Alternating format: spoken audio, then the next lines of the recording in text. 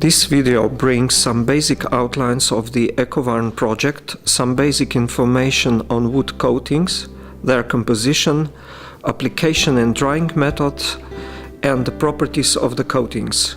The focus is on the polyurethane coating systems. Finally, some selected characterization methods are briefly presented. The aim of the ECOVARN project is to develop a new, wearable, functional, regulation-compliant waterborne wood coating from vegetable oils. A new coating is expected to have the following features. It will be free of volatile organic compounds, wear-resistant, will provide an anti-scratching and glossy finish, it will be friendly for application and easy to clean. Before we go into details, some basic information on why it is necessary to protect wood with surface finishes will be given. Wood is a natural and renewable material and has been utilized by mankind from the beginning of our civilization, at first for energetic purposes and very soon also as a building material for shelters and wooden houses. Probably simultaneously, people started to make various wooden objects, like for instance this prehistoric wooden wheel or this furniture. However, as a natural material, wood is prone to biological degradation by wood decay fungi and by wood-boring insects. When used in exterior, degradation of wood due to weathering occurs very fast. Surfaces are becoming grey because of synergistic effects of UV light, oxygen, water and temperature differences. Anatomical changes take place as well, and finally various cracks and other deformations appear on a surface. Therefore, if one wants wood to retain its natural beauty, it has to protect it by surface coatings. Surface coatings have the role also in protection of wood which is used indoors. During utilization of wood indoors, surfaces of wood can be exposed to wear and abrasion, scratching, various liquids, chemicals, high temperatures, and many other degradation factors. So, surface wood finishes have two basic functions, the aesthetic and protective ones. The coatings can give to wood an appealing color, appropriate gloss. They can be transparent to enhance the natural beauty of wood or can cover wood texture completely. And, as already mentioned, they can protect wood against impact, abrasion, wear, scratching, water and humidity and various liquids and chemicals. Also, they can provide protection against high temperatures, aging during exposure to weather, and also against wood decay fungi and wood-boring insects. Wood coatings are extremely sophisticated formulations with numerous main and additive components. The main components are solvents, thinners and diluents, forming the liquid phase of the finish, and dry matter consisting of binders or mixture of binders, pigments and dyes, extenders and numerous other additives. The most important component is a binder, providing sufficient adhesion to the substrate and bonding all components together in a solid film. The film has a function of a barrier against abiotic and biotic degradation factors mentioned previously. A binder is such an important constituent that most often gives the name to the coating system and determines the most important characteristics of the finish.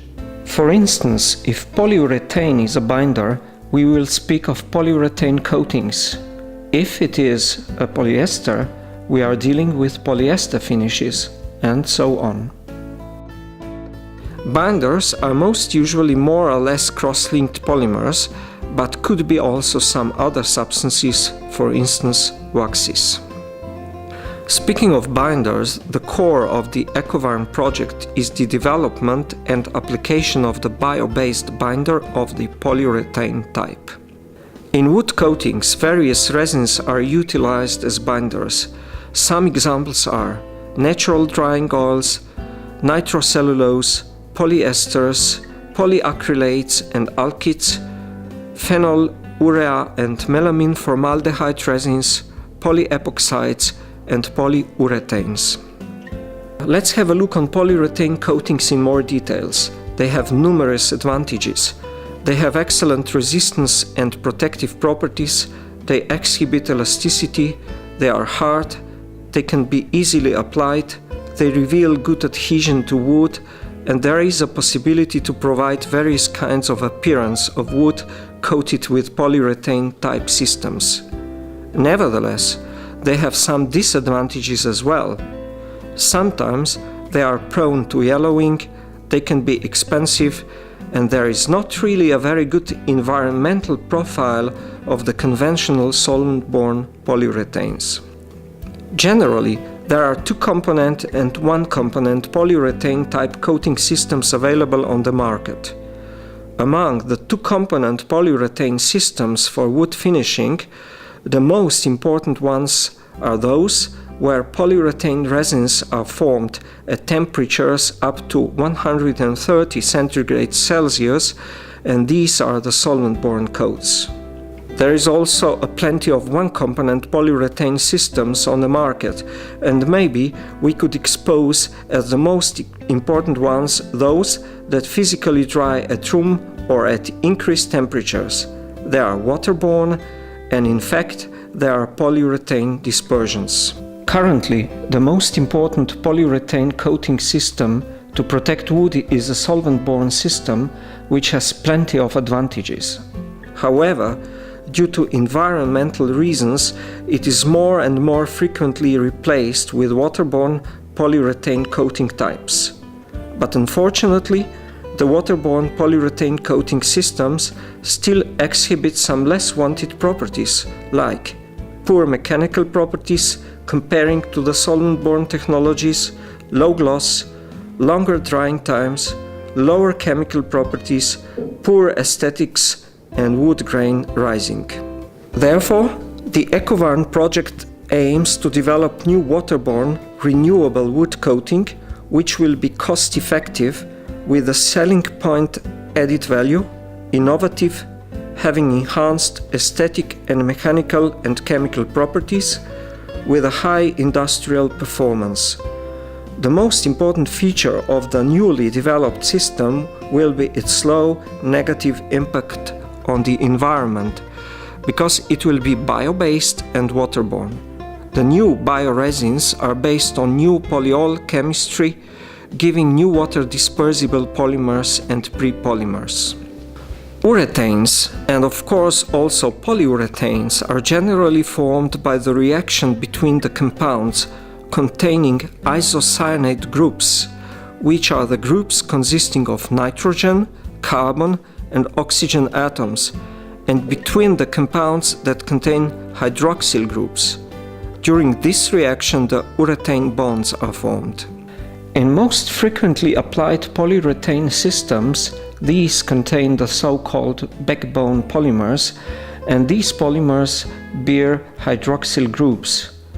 OH groups on the backbone polymers react with isocyanate groups from the second component of the system, and the urethane linkages or bonds are formed. These urethane bonds cross-link the backbone polymers and the dry film is formed. A large variety of backbone polymers in polyurethane type systems can be used. Some examples are alkyd resin combinations, acrylic resin combinations, polyester and polyether combinations, urethane modified oils together with alkyd resins, and plenty of others, and of course the new ECOVARN bio-based pre-polymers and polymers. Now, let's say something on the application methods of the coatings to wood. First of all, before we start with application of a coating to wood, the coating system must be properly prepared and sufficiently mixed. Also, the substrate, that is wood, must be prepared with a great care. Especially it has to be sanded with a sanding paper of an appropriate granulation. Sanding is extremely important because the quality of a wood surface directly influences on wetting of wood by a liquid coating. Sufficient wetting, exhibited by a low contact angle of a liquid coating, is necessary. If wetting is poor, we may later have problems to achieve satisfactory adhesion of a dry film to a substrate. Once we have a properly prepared coating system and the substrate, we can start with the application of the coating to wood. There are various application techniques available. The most simple one is an application by brushing, which is especially popular in the do-it-yourself sector. Then, we have various spraying techniques available. The most important are those based on pneumatic atomization systems. The other very important ones are the airless spraying systems. Some other application methods are also curtain coatings, roller coating, deep and flow coating, and so on. The next step of the coating process of wood is drying or curing. The transformation process of a liquid coating into a solid state, that means into a dry film, can be performed by physical drying, by chemical curing, or most usually by a combination of both methods. Physical drying means that the liquid phase evaporates during the drying process from the liquid coating system. During the chemical curing process, polymers may be formed from oligomers and monomers, or polycondensation occurs, or cross-linking between polymers or prepolymers is carried out. Very often, especially when flat wooden pieces are surface treated, chemical curing is initiated by UV radiation. In this case, we speak of UV curing of the coating.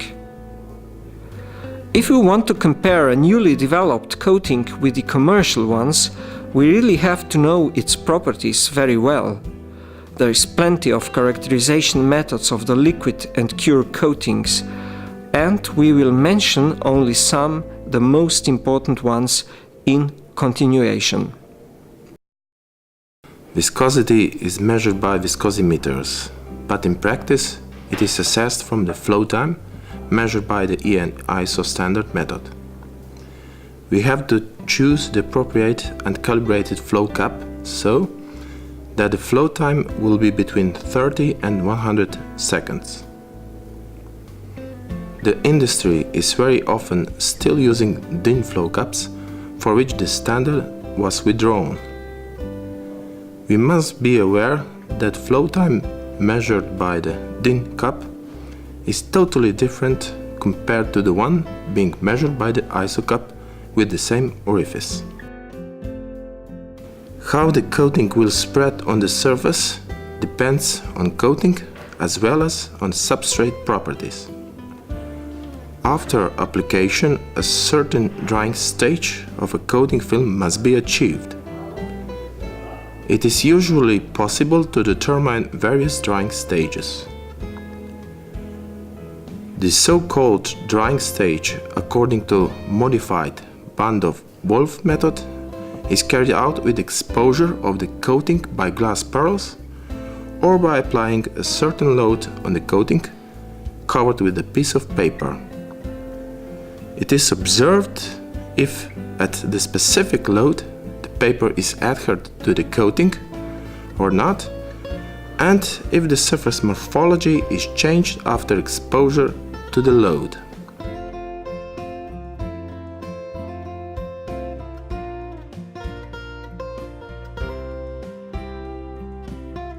Thickness of dry cured film is extremely important because it influences on all major properties of the film. There are several methods to determine the thickness of the film. For instance, with the dial depth gauge, where the coating is mechanically removed from the measurement area. Then with the ultrasonic method, which is the only non-destructive method being used on a coated wood surface. And by the microscopic method, where the coating thickness is being measured on the cross-section of the sample. For this method, many authors would say that it is the most accurate one. Another basic property of the coating system is its adhesion to the substrate. Very often, this is measured by the standard pull-off test. The tensile stress is being measured and the nature of the fracture should be visually inspected. Adhesion can be assessed also by the crosscut test. Usually, a multi-blade cutting tool with 2 mm spacing is used. After the cutting and brushing, the cutting area should be carefully examined and assessed. For determination of a scratch resistance, many different methods and equipment can be used. From a simple handheld scratcher with a needle of 1 mm in diameter, to rotating scratch hardness testers, where the specimen is clamped on a turntable and being scratched at various loads with test tips of different shapes and materials. Resistance of a coating to scratching as well as to abrasion is commonly strongly connected with a coating hardness. For determination of resistance to abrasion, also many different approaches can be used. Abrasion testing machine, known as a table abrader, with rubber wheels covered with abrasive paper, is one of the established procedures for determination of the surface wear. Very often, we are interested in surface resistance to cold liquids. The coated surface can be exposed to various liquids for different times, like for instance acetone, coffee, ethanol, tea, olive oil, water, and so on. After a specified time, after exposure, the test area is being examined for damage and rated with grades from 5 to 1. Resistance to dry heat is being assessed by 20-minute exposure of a heat source on the surface. The test surface is examined for damage and again numerically rated.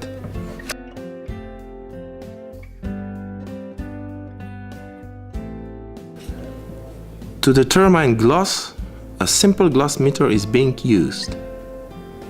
Another very important aesthetic property of coated surface is color.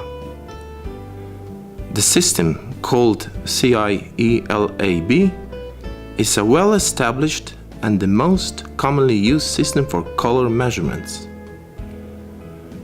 Portable spectrophotometers are versatile instruments designed to provide fast and precise color measurements. Due to aging and exterior influences, materials are changing their properties. So-called weathering is very important for coating materials and coating system for exterior wood. For this, we can use natural weathering tests or artificial ones. However, UV radiation in interior environment is limited, but together with the visible radiation is causing important color changes. Tests to evaluate the light resistance are carried out by systems equipped with xenon lamps. To conclude, the current coating systems of the polyurethane type are extraordinarily versatile and can meet the demands of various exposure situations. Nowadays, majority of polyurethane coatings are solvent-borne, but due to stringent European environmental regulations, the utilization of no-emission volatile organic compounds coatings has become of special relevancy. And so, the main goal of the ECOVARN project is the development of a waterborne coating on the basis of polymeric materials from renewable vegetable sources that are wear-resistant with the anti-scratching, easy to clean and glossy finish.